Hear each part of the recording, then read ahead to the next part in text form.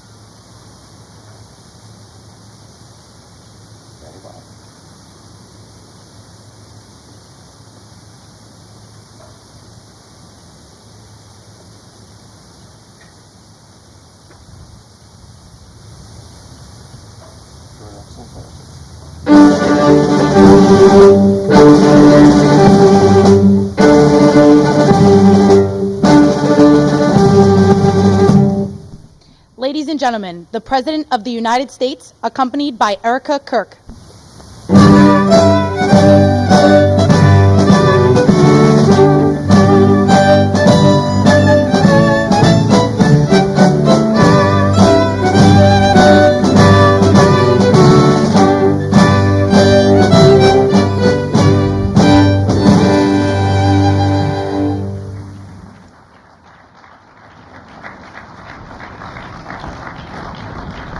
'Thank you very much, everybody.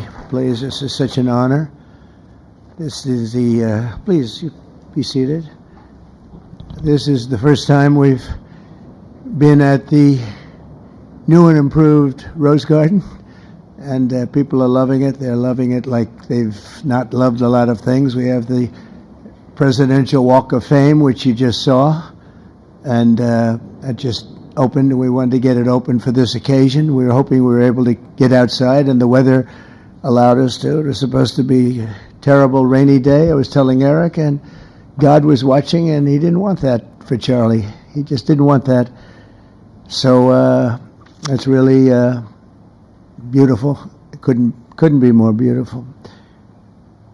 Today we're here to honor and remember a fearless warrior for liberty, beloved leader who galvanized the next generation like nobody I've ever seen before, and an American patriot of the deepest conviction, the finest quality and the highest caliber, the late, great Charlie Kirk.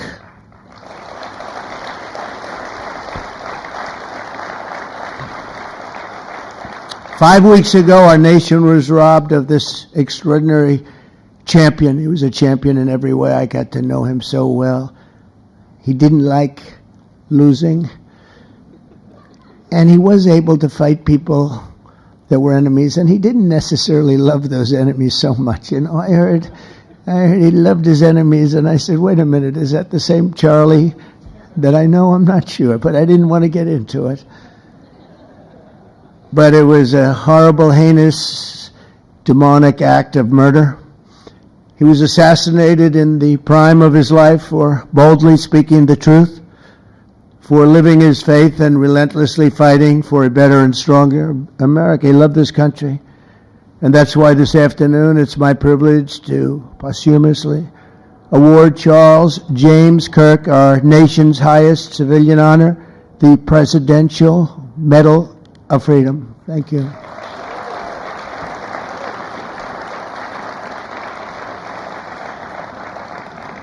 As you know, only hours ago I returned from a very historic trip to secure peace in the Middle East. People said that couldn't be done. Charlie felt it could be done.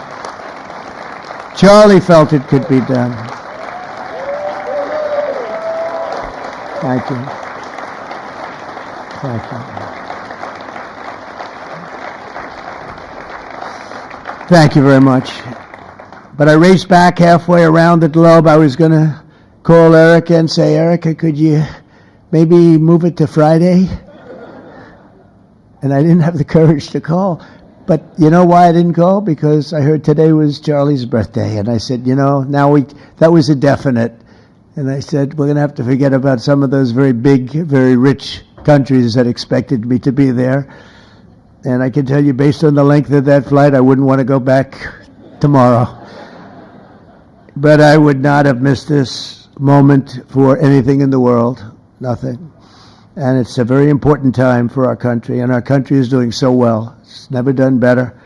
We are a country with almost now $18 trillion of investment coming in. Nobody's ever seen anything like that. Previous administration had less than $1 trillion for 4 years. We have more than 18, it'll be much more than 20 by the time the year, more than $20 trillion. There's never been a country in the world that had anything like that. What's happened to our country is incredible in a short period of time. Charlie was a big person for, sir, can we close up those borders, please, a little bit? You know, they're really leaking badly. I said, Charlie, I haven't gotten there yet. But, you know, it came out the last 4 months. Literally nobody was allowed into our country. And the only people that were allowed in were people that came in legally. The borders are absolutely stone cold closed, and they reported 0, 0, 0, and 0, so that's pretty good. But he was a big believer. He wanted people in the country more than I did, frankly. He wanted them to come in legally, and he got his wish. October 14th is Charlie's birthday, and he should have been turning 32 years old. I tell you, when I first met him, he was like 22, and I said, boy, he's awfully young, but I thought he was older than that, you know. He looked a little bit older than his age. That's okay, you know. That's not good when you're old, but when you're young, it's great. He had the best of all things, but he was special. But instead, Charlie is attaining a far more important milestone. We're entering his name forever into the eternal roster of true American heroes. He's a true American hero, an amazing person, way, way beyond his years. And I'm honored to be joined by a woman who has endured unspeakable hardship with unbelievable strength, and that's Charlie's widow, Erica. And I just want to thank you, Erica. He loved you so much. I was with him. Oh, please. Thank you, darling. Thank you. I was with him before I met Erica, and he told me he was going to get married. He said, you won't believe how beautiful she is. I said, well, then now that I meet her, he's right. But then he also said, and you know what? She's like the smartest person I know. See, they do go together on occasion. Not often. Not often. But on occasion they go together. But he was in love with you. He was deeply in love with you. It's great. Erica, your love and courage have been an inspiration to all of us, and we will always be here for you, and we're always going to be here for your gorgeous, beautiful children, and we'll never forget what your family has sacrificed for our country. Man loved our country. When things were going badly for our country, he was so, as you know, angry. He would get angry because he said it doesn't have to be that way. We're also pleased to be joined by an incredible group of Charlie's friends, very powerful friends, actually, and some not so powerful, and they're actually better people, okay? I know them all. They're the less powerful ones. I have to tell you that, all of you power guys down here. The best ones in the group are the ones that are less successful, but that happens too. No, they're all great, and they're here. And let's start with Erica's father. Where is Erica's father? Where are you? Where are you, Dad? Oh, look at him. Wow. I want to get a hat like that, too. I like that. How are you? Nice to see you again. Thanks as well to Vice President J.D. Vance, who's been fantastic. J.D., thank you very much. Great. Doing a great job. Did a great job on Sunday with George Slopadopoulos. I thought put him away pretty good. Second lady, who's a phenomenal woman, Usha Vance. Thank you very much, Usha. Thank you very much. Great woman. President of Argentina. He wanted to be here. That's Argentina's a serious flight, right? And he's become a superstar, and he's doing amazing things. He's a MAGA person, but it's make Argentina great again. That's what he does, right? And I want you to stand, please, Javier Milei. Doing a great job. Thank you very much. Many members of my cabinet are here. Just about all of them are here.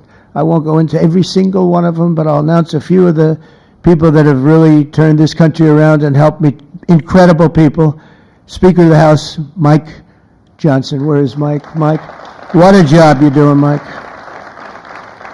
What a job you're doing. And I watched you this morning, and you're in there trying to say, look, just let the country open. Everything will be fine. We're dealing with some radical left lunatics. And I just wish Charlie was here to fight us. I think the fight would have been over already. He would have had a march on the Capitol by people whose average age is about 21, because there's nobody that had that relationship with young people. Right, Mike? So thank you, Mike, for being here. House Majority Leader Steve Scalise. Steve, thank you very much.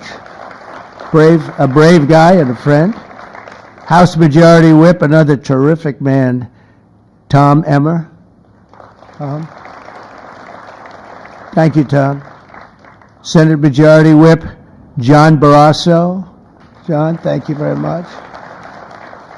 Yeah, all these senators, I'm going to get in trouble. I'm not going to read all their names. I'll be reading all day. We'll be talking about Charlie in about 45 minutes from now. We can't do that. So all of the senators, there's so many of you, thank you very much. I do want to thank Senator Thune for doing a terrific job. He's really been leading properly. Do you agree, Mike? The team, the two of these guys have been fantastic. So to Senator Thune, I want to thank you very much. Incredible job.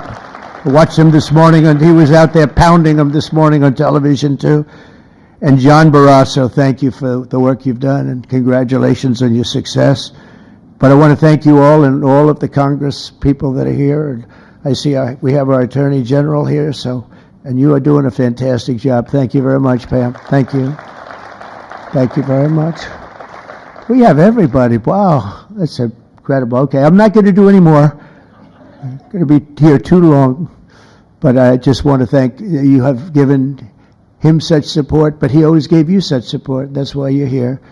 And very unusual. Charles James Kirk was a visionary and one of the greatest figures of his generation. He was truly an amazing figure and growing leaps and bounds. He knew that the fight to preserve our heritage is waged not only on the battlefield and in the halls of power, of which we have tremendous power here, including the head of a place called war. We call it now war. We had defense.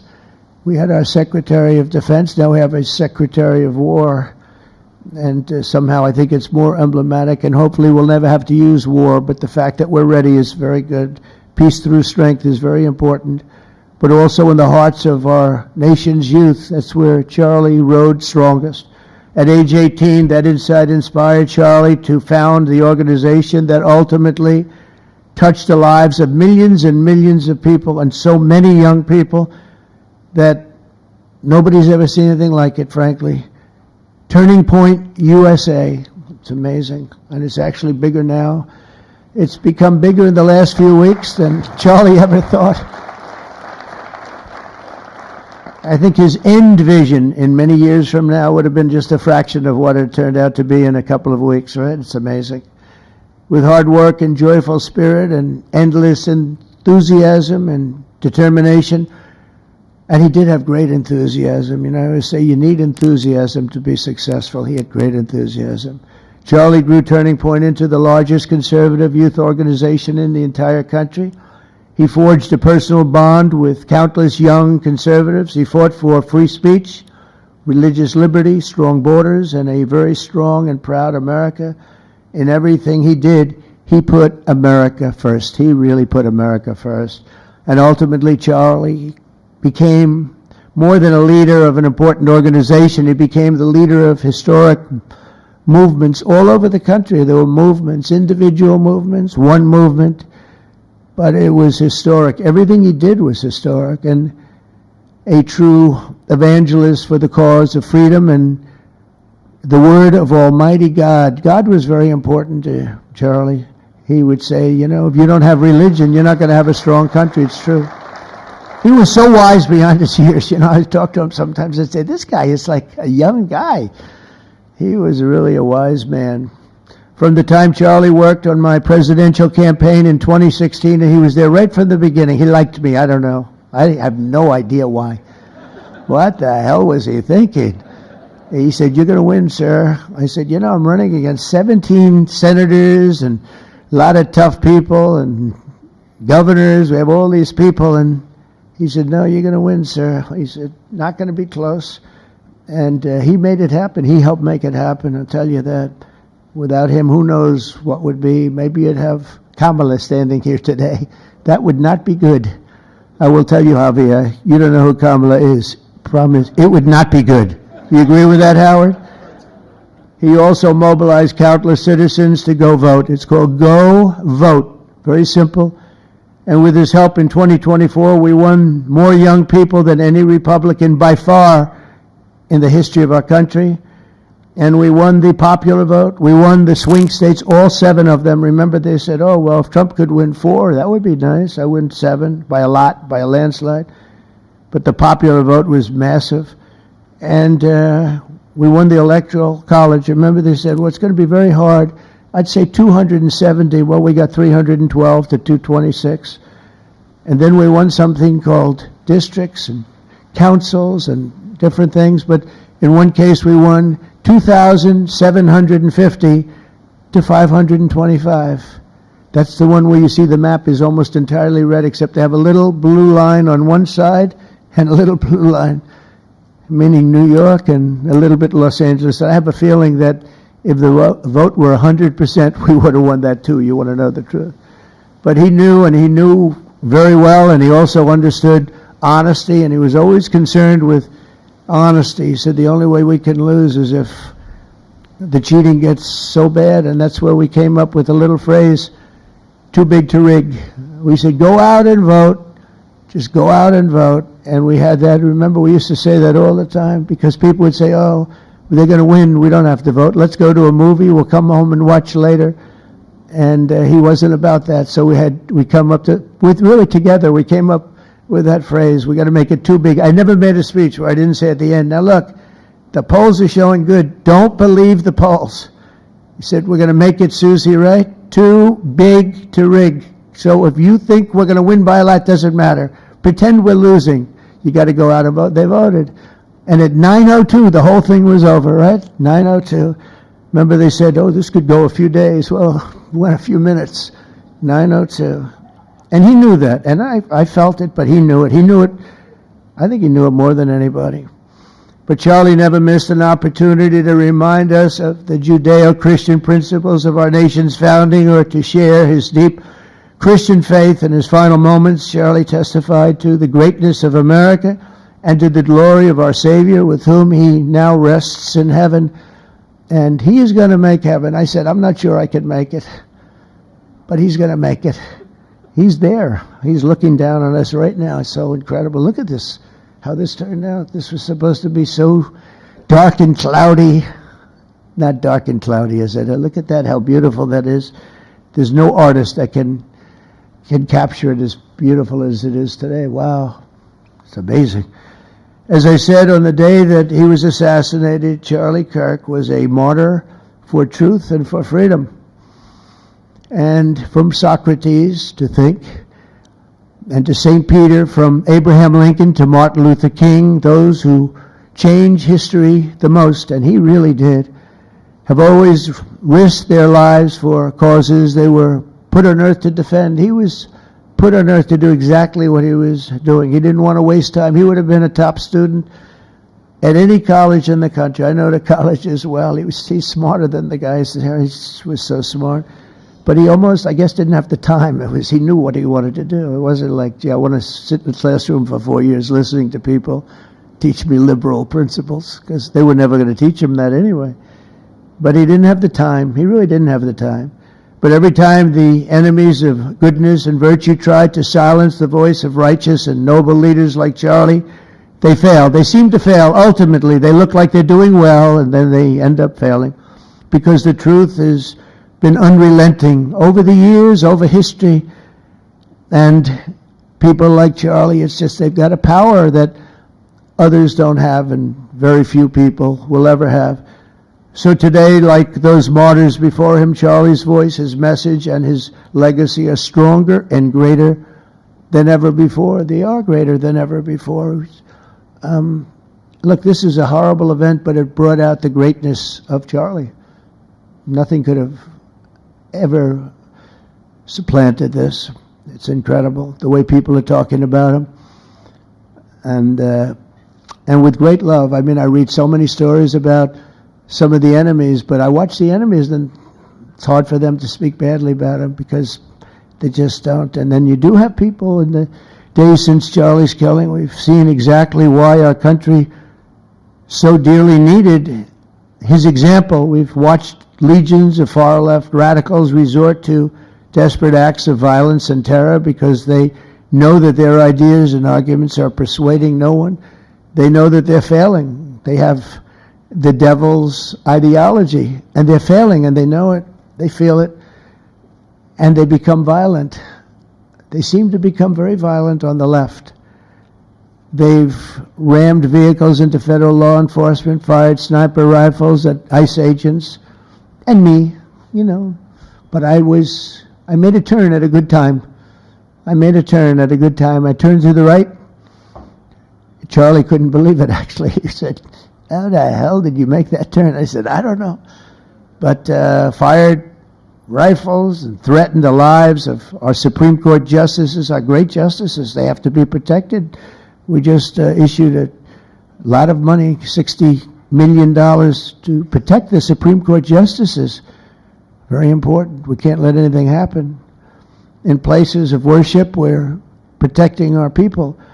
We've seen that a candidate for Attorney General in Virginia boasted that he would want to see the Republican legislature, a legislator in Virginia, shot in the head and to see his children murdered. He actually said this.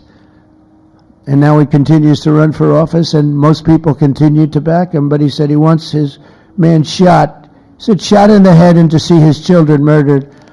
And they keep running. Pretty amazing, right? That's a bad one. Let's see how that turns out, but that's a really bad one. Nobody's heard that one before. Especially in the wake of Charlie's assassination, our country must have absolutely no tolerance for this radical left violence, extremism, and terror. We're done with the angry mobs, and we're not going to let our cities be unsafe. We're going to make sure our cities are safe. When you have Chicago, where they had 4,000 people murdered over a very short period of time, 4,000 people, and then we have a governor stand up and say, "Oh, things are going swimmingly." No, they're not. We're going to make Chicago safe, just like we're going to make. Look what we did in D.C. It's so nice that we started here, because this was one of the most violent places in the United States. It'd be dangerous to be right out here. But you couldn't go to a restaurant. The restaurants were all dying. The whole place was dying. You'd have these gorgeous, look at the Washington Monument over there. You'd have these gorgeous buildings and monuments and structures. And people were afraid to leave their apartment. They were afraid to go to work. They'd get into an Uber, and they'd feel safe, and then the Uber would be attacked. They thought they made it to safety, and then the Uber was attacked on the trip in. But we've done a great job, and now it's considered a totally safe city. We haven't had problems. It took us 12 days to make it great. We took out, Pam, 1,700 hard criminals, career criminals in many cases, but these are hardened criminals. Many of them came in through the Biden open borders. We brought them back to the countries. And a couple were so violent that we put them in jail. We don't want to take a chance that they could get back in, because no matter how good we do, somebody can sneak in. They were so violent and so bad. One arrested 28 times. Every time he left prison, he'd get into a violent incident. 28 times. And we put him away for a long time. But we're done with the angry mobs. We're done with it. This is such an unbelievable place right now. You take a look where you can walk down the middle of the street with your wife or your husband. Your children can walk. They can walk alone. It doesn't matter. They can walk anywhere in Washington, and they're safe now. If this were a year and a half ago, a year ago, they'd have a serious chance of being badly hurt, even killed. They'd come in from Indiana. They'd come in from Iowa. They'd come from Florida to see their nation's capital, and somebody would have to call the parents, "I'm sorry, but your son or your daughter's been killed." Not anymore. You hear those sirens going off? That's good. That's a good sound. That means they either got the bad guy or they're going to stop the bad guy. You didn't hear that sound because nobody wanted to do anything. Nobody. Listen to the beauty of that sound. Seriously.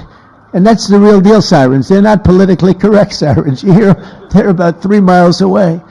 That's great. What a beautiful sound. They're stopping crime. That's what they're doing. So we're done with the voices of fools. They're fools. And death threats, and we're going to make our cities safe. And I thought it was Charlie's, one of his biggest dreams was that he couldn't believe it. Chicago is going to be a great city again. we've already, we sent people in there 6 months ago, and this governor said, well, crime is down. Yeah, that's because we had the FBI in there for 6 months, just preparing it for the bigger surge. And they've done a great job, the cash and the FBI. They've done a great job, and they love doing it, They love being able to do it. They were restricted from doing it. They couldn't do anything. And now they're totally unrestricted. All they have to do is stop crime, and they're doing it. By the way, Memphis, as you know, you heard they went in about a week ago, one of the most dangerous places in the country. It's really in the world. It's not just the country. They have very few cities that would compare to some of these cities. You go to Afghanistan, you say, oh, that's unsafe. Well, the crime numbers are much better than the crime numbers in places that we have. So Memphis, I understand, is doing unbelievably in 1 week. It's like a different place. And this took 12 days, and then after that we just perfected it. But after 12 days we had good safety here. After 1 month, it's like, it's really amazing. And by the way, restaurants are booming. Restaurants are opening up. The big problem you have, you can't get into a restaurant in D.C. anymore. So they're opening up. It's a beautiful thing to see. It's called safety. It's called law enforcement and letting them do their job. And that's why I said last month that I have directed the Attorney General and the Department of Homeland Security to confront the very real threat of left-wing terrorism in our country. It's a real threat. Not when you confront it, it's not, because they're not brave people. In fact, they're cowards. When you confront them, they immediately fold. You have to see them fold. You have to see them crying. They fold. But it includes dismantling the networks that fund them and finance them, and we're finding out who those networks are. We already know quite a few of them. When you see these violent incidents, and then you see people holding this gorgeous sign with beautiful wood, beautiful cardboard, wood, everything's perfect paint job, and they're all the same. There are thousands of them. You know that they weren't made in the basement out of love. They were made by anarchists, and in some cases wealthy. I'll probably find some of my nice friends that are up there being so nice to me, especially lately. They're being very nice. But it surprises you who they may be, and you almost wonder why would they do it? But they're hurting our country, and we're really taking it back one by one. If we didn't go into Los Angeles early on in the administration, the commissioner, the chief of police, Los Angeles, said if they didn't go in, we would have lost our city. Now, they already lost 25,000 houses to fire because they wouldn't let the water come in from the Pacific Northwest, which they should have done. I said, you better do it. They didn't do it, and we had 25,000 homes where they had no water in the sprinklers, they had no water in the fire hydrants. It would have been a different kind of a thing if they did what they were supposed to do. We had to break in. We broke in and had the water come down. They said for the environment, it's great. They lost 25,000 houses. It's incredible. But the commissioner said without the federal government and President Trump's intervention, we would have lost the entire city. And we have the Olympics going there soon. I got the Olympics. We have the Olympics. We have the World Cup. And we have, most importantly, we have the 250th anniversary of our country. That's going to be most important. And all of these things are happening. And we're going to have safe cities. We're going to have very, very safe cities. So 1 month after Charlie's death, we still feel the terrible shock and the pain of his loss, like just about nobody I can think of. Charlie Kirk was one of a kind. He was unstoppable. And he really was. Boy, when he had an idea in his head, he would call me, sir, please, you haven't done it yet. I said, Charlie, relax. Just relax. He didn't relax. He'd call me the next day again. It got it done. But he was like indomitable and always will be. He's really irreplaceable. Nobody going to replace him. But they're going to do great. But you can't replace that kind of person and that kind of talent, frankly. The word talent is an important word, but that kind of talent. So we hold his memory in our hearts forever. Every single day of this administration, we will continue to carry out the mission for which he lived, and he really did. He lived for this country. He lived for his wife and his family, but he lived for this country too. In Charlie's honor, we will continue like we have been to fight, and to win. We're going to win so much.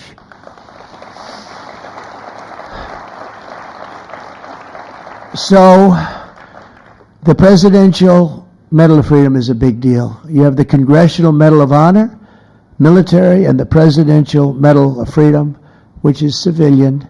And the Presidential Medal of Freedom is a really big deal. Very few people get it. Very few people, frankly, qualify. It's a decision of the president, but it's a qualification that's a very hard one to get. And I would like to ask, if I might, the military aide to read Charles James Kirk's citation for the Presidential Medal of Freedom. Thank you very much. Thank you.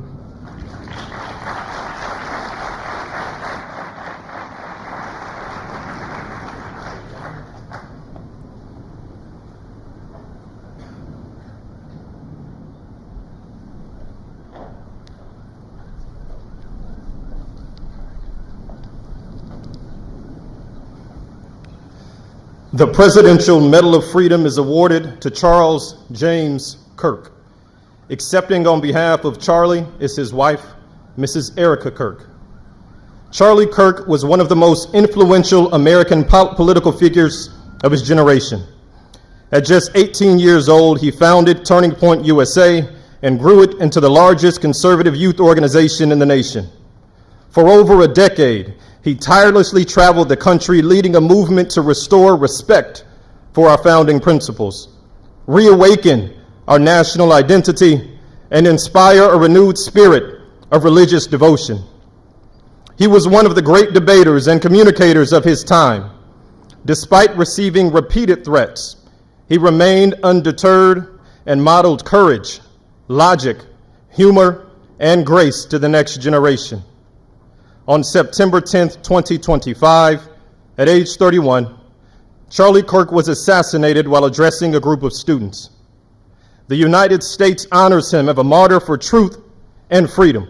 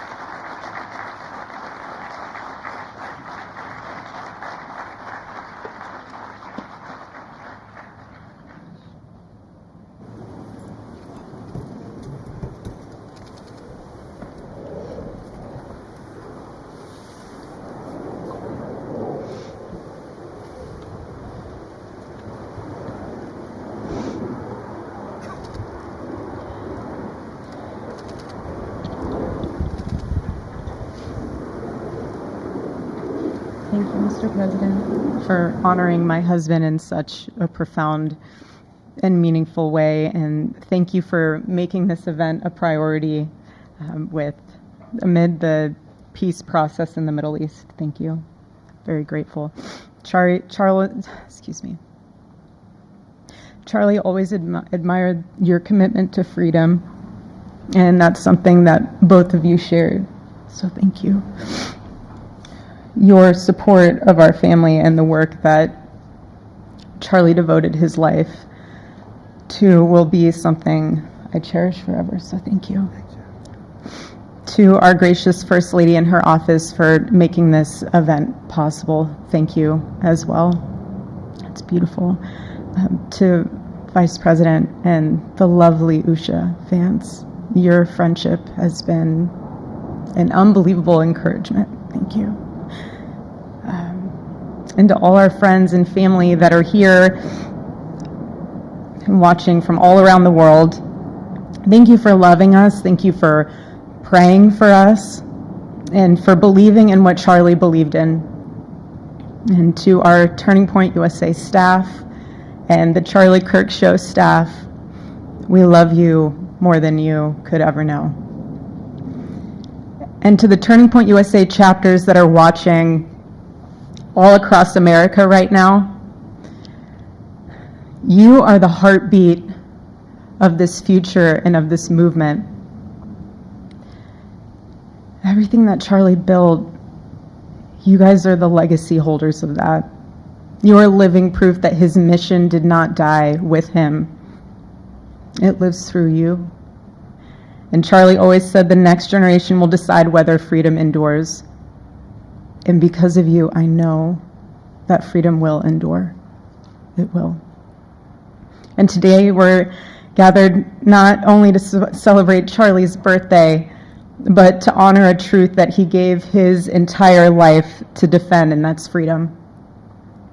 The very existence of the Presidential Medal of Freedom reminds us that the national interest of the United States has always been freedom. Our founders etched it into the preamble of our Constitution, and those words are not relics on parchment. They are a living covenant. The blessings of liberty are not man's invention, they are God's endowment. Charlie lived for those blessings, not as abstract words, but as sacred promises. He used to love to journal about this topic all the time, and with such a heart postured of gratitude. And he believed that liberty was both a right and a responsibility. And he used to say, freedom is the ability to do what is right without fear. And that's how he lived. He was free from fear. He was free from compromise, free from anything that could enslave his soul. His name, Charles, literally means free man. And that's exactly who my husband was. He was a free man.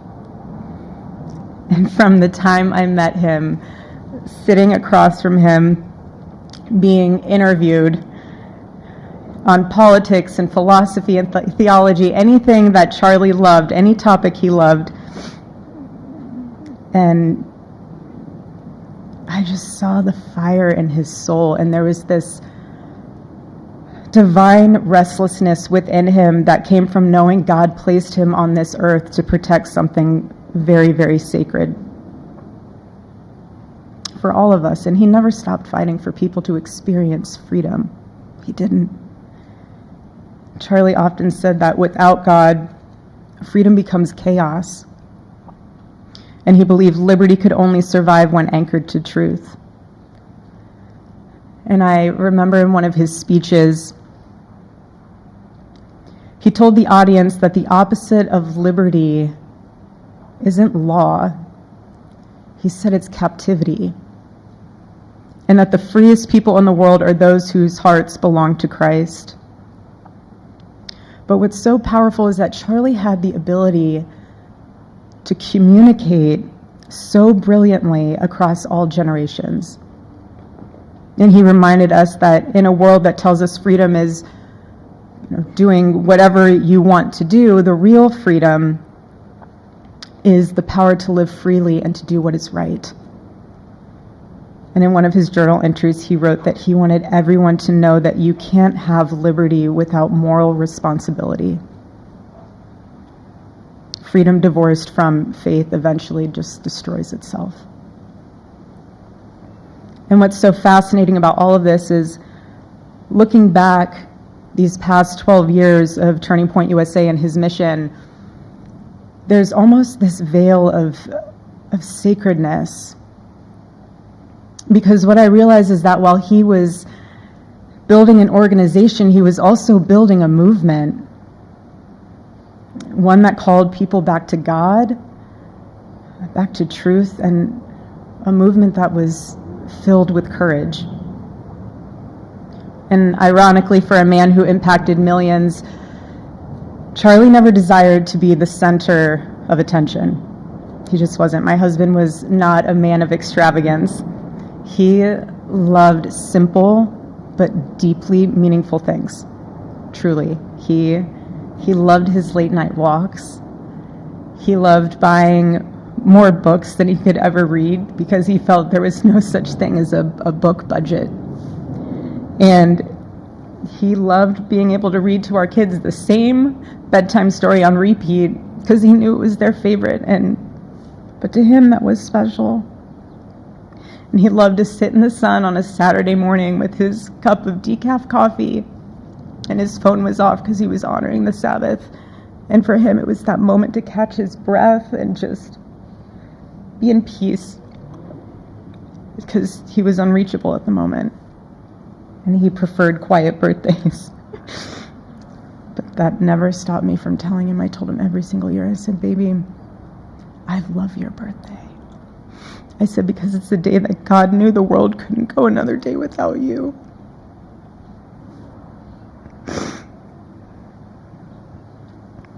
And so the rhythm of our usual birthday celebration for him was mint ice cream, mint chocolate chip ice cream. He only had it twice a year, on his birthday and 4th of July. It's just, and then after that, it was back to work as usual. But last year, his one birthday wish was to see the Oregon Ducks play the Ohio State. And they won. Oregon won that night. And it was by far one of the most memorable nights of his birthday experience of his life until today. And so, honestly, President Trump, I have spent 7.5 years trying to find the perfect birthday gift for Charlie. And it's so difficult. And those of you that have spouses or loved ones, you know how difficult it is sometimes to buy a gift for someone that you love, because he wasn't a materialistic man, so that also did not help. But now I can say with confidence, Mr. President, that you have given him the best birthday gift he could ever have. Thank you, Mom.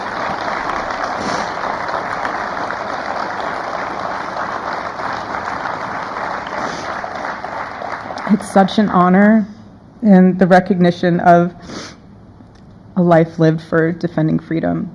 And that's what Charlie fought for until his last breath. And it was written across his chest in those final moments on one of his simple t-shirts that always carried a message, and this one bearing a single word, freedom. That was the banner over his life, and that shirt was a declaration.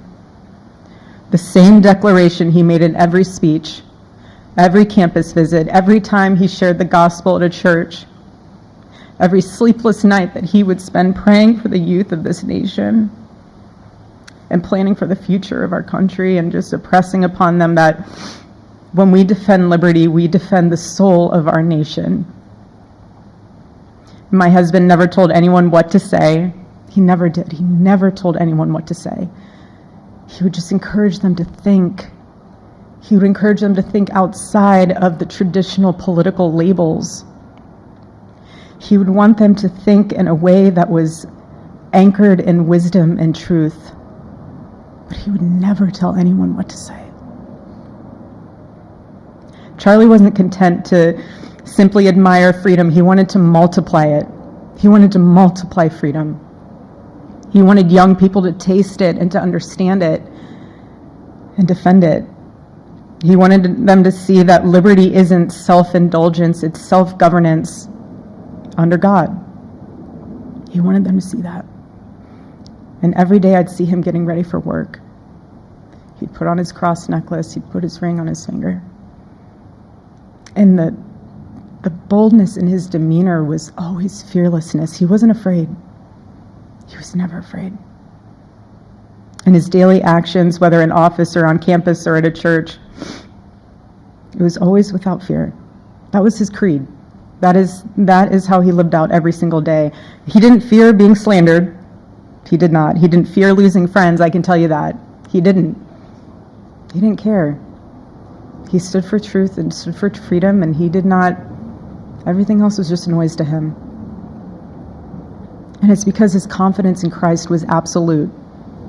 That's why.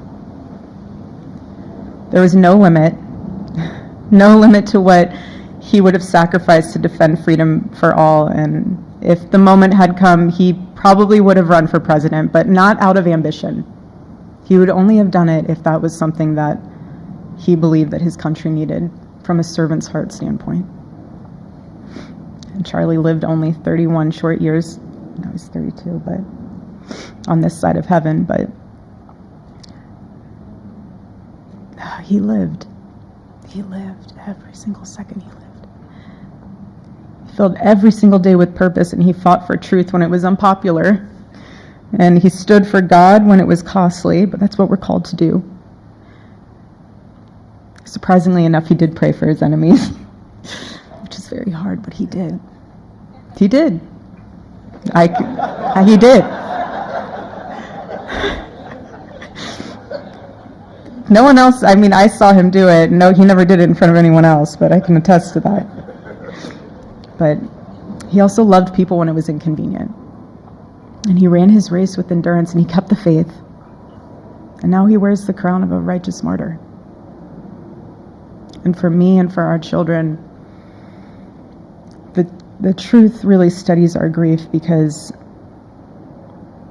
heaven gained what earth could no longer contain. A free man made fully free.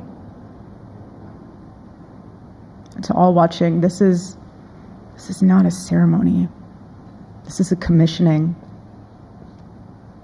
And my message is simple. I want you to be the embodiment of this medal. I do. I want you to free yourself from fear. I want you to stand courageously in the truth. Listen for the still, small voice of God. And remember that while freedom is inherited in this country, each of us must be intentional stewards every single day. God began a mighty work through my husband, and I intend to see it through. And the torch is in our hands now. It's in mine, it's in yours, it's in all of yours. It's in all the students with Turning Point USA.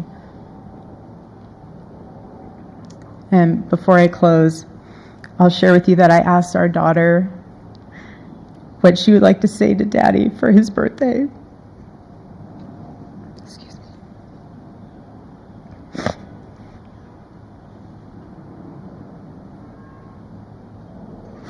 She said,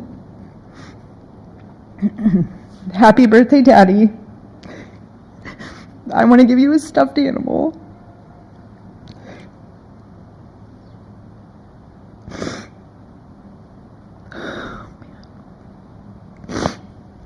I want you to eat a cupcake with ice cream, and I want you to go have a birthday surprise.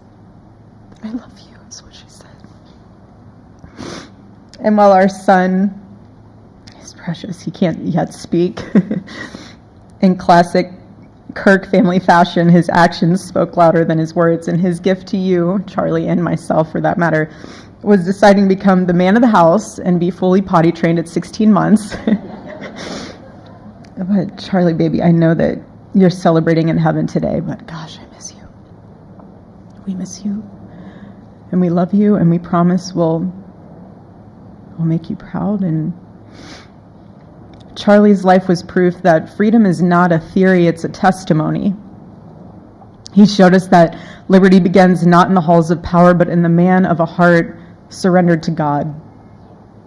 And so today, as we honor Charlie with this incredible Presidential Medal of Freedom on his birthday, I stand here with tears and just a humbled heart and spirit, because his story reminds us all that to live free is the greatest gift, but to die free is the greatest victory. Happy birthday, my Charlie. Happy Freedom Day. God bless